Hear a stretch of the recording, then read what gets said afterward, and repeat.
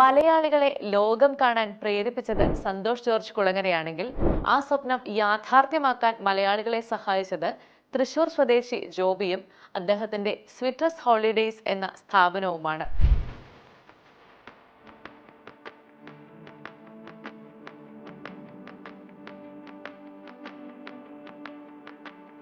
ഒരു കാലത്ത് അതിസമ്പന്നർക്ക് മാത്രം പ്രാപ്യമായിരുന്ന യൂറോപ്പ് സഞ്ചാരത്തെ ജനകീയമാക്കുന്നതിൽ സ്വിട്രസ് ഹോളിഡേയ്സിന്റെ പങ്ക് ചെറുതല്ല. വെറും 89,000 രൂപയ്ക്ക് യൂറോപ്പ് യാത്രയെന്ന സ്വപ്നം യാഥാർത്ഥ്യമാക്കിക്കൊണ്ടാണ് സ്വിട്രസ് ഹോളിഡേയ്സ് എന്ന സ്ഥാപനം ഈ രംഗത്ത് വിപ്ലവകരമായ മാറ്റങ്ങൾ കൊണ്ടുവന്നത്. 2013 സ്വിട്രസ് ഹോളിഡേയ്സ് എന്നൊരു സ്ഥാപനത്തിന് തുടക്കമിടുമ്പോൾ പ്രതിസന്ധികൾ ഏറെയുണ്ടായിരുന്നു മുന്നിൽ. വിദേശയാത്രാ മേഖലയിൽ അതികായന്മാർ അരങ്ങുവാണിരുന്ന അക്കാലത്ത് ഒരു ചെറു കമ്പനിക്ക് എന്തു ചെയ്യാനാകും എന്നായിരുന്നു എല്ലാവരും ഉറ്റുനോക്കിയിരുന്നത്.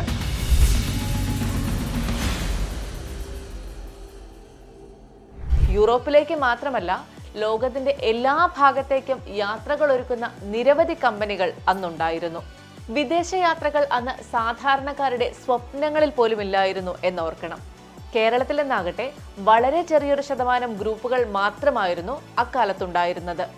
താരതമ്യേന കുറഞ്ഞ ചെലവിൽ ഉന്നത തസ്തികയിലുള്ള സർക്കാർ ജീവനക്കാർക്ക് യൂറോപ്പ് സന്ദർശനം സാധ്യമാക്കിക്കൊണ്ടാണ് സ്വിട്രസ് ഹോളിഡേയ്സിന്റെ പ്രവർത്തനം ആരംഭിച്ചത്.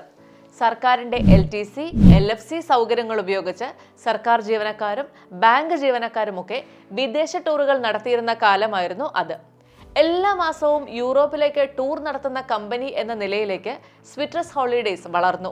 ആദ്യമൊക്കെ വലിയ പ്രശ്നങ്ങളൊന്നുമില്ലാതെ മുന്നോട്ട് പോയിരുന്ന സ്ഥാപനത്തിന് ആദ്യ തിരിച്ചടി നേരിട്ടത് 2018-ലാണ്. അന്ന് സർക്കാർ LTC സൗകര്യം അവസാനിപ്പിച്ചതോടെ സ്വിട്രസ് ഹോളിഡേയ്സ് കടുത്ത പ്രതിസന്ധിയിലായി.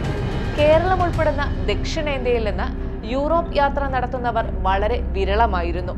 ഇവിടെയാണ് സ്വിട്രസ് ഹോളിഡേയ്സ് തുച്ഛമായ തുകയ്ക്ക് യൂറോപ്പ് സന്ദർശനം എന്ന ആശയവുമായി രംഗത്തെത്തുന്നത്. വെറും 89,000 രൂപയ്ക്ക് 10 ദിവസത്തെ യൂറോപ്പ് സന്ദർശനം. കേട്ടവരെല്ലാം ഇതിനെ പുച്ഛിച്ചു തള്ളിയെന്ന് മാത്രമല്ല, ഒരിക്കലും നടക്കാത്ത കാര്യമെന്നും അതിനെ എഴുതി തള്ളി. അങ്ങനെ മുന്നോട്ട് പോകവെയാണ് കോവിഡ് എന്ന മഹാമാരി 2020 എല്ലാ സ്വപ്നങ്ങൾക്കും മേൽ കരിനിഴൽ വീഴ്ത്തിക്കൊണ്ട് കടന്നു വന്നത്. കോവിഡിനെ നേരിടാൻ അതിശക്തമായ നടപടികളിലേക്ക് രാജ്യം. അവശ്യ സാധനങ്ങൾ മാത്രമാണ് ലഭിക്കുക. Kerala with over 85% of COVID patients. Triple lockdown ഉള്ള സ്ഥലത്തേക്കും പുറത്തേക്കും യാത്ര അനുവദിക്കില്ല. എല്ലാം ഒറ്റയടിക്ക് നഷ്ടമായി. കോവിഡ് ഏറ്റവും പ്രതിസന്ധി സൃഷ്ടിച്ചത് ടൂറിസം മേഖലയിലായിരുന്നു. 2 വർഷത്തോളം നീണ്ടുനിന്ന യാത്രാ വിലക്കുൾപ്പെടെയുള്ളവ തിരിച്ചടിയായി. ബുക്ക് ചെയ്തിരുന്ന എല്ലാ കസ്റ്റമേഴ്സിനും പണം തിരിച്ചു നൽകേണ്ടി വന്നു. സ്വിട്രസിന്റെ യൂറോപ്പിലെ സ്ഥിരം ഹോട്ടലുകളും മറ്റും എന്നേക്കുമായി അടച്ചുപൂട്ടി. ഒരു ബാങ്ക് ലോൺ പോലും എടുക്കാതെ, കമ്പനിയുടെ ലാഭം എടുക്കാതെ വരുമാനം ജീവനക്കാർക്ക് കൂടി ലഭ്യമാക്കുന്ന തരത്തിലായിരുന്നു സ്വിട്രസിനെ വിഭാവനം ചെയ്തിരുന്നത്. അതുകൊണ്ട് തന്നെ കോവിഡ് പ്രതിസന്ധിയിലും ജീവനക്കാരെല്ലാം സ്വിട്രസിനൊപ്പം അടിയുറച്ചു നിന്നു. കമ്പനി കടക്കണിയിലേക്ക് പോയില്ലെന്ന് മാത്രമല്ല, കോവിഡിന് ശേഷം പൂർവാധികം ശക്തിയോടെ പ്രവർത്തനം ആരംഭിക്കുകയും ചെയ്തു. യാത്രാ വിലക്കുകൾ നീങ്ങിയതോടെ എല്ലാവരും സ്വിട്രസിനെ തന്നെ തേടിയെത്തിയതും തുണയായി.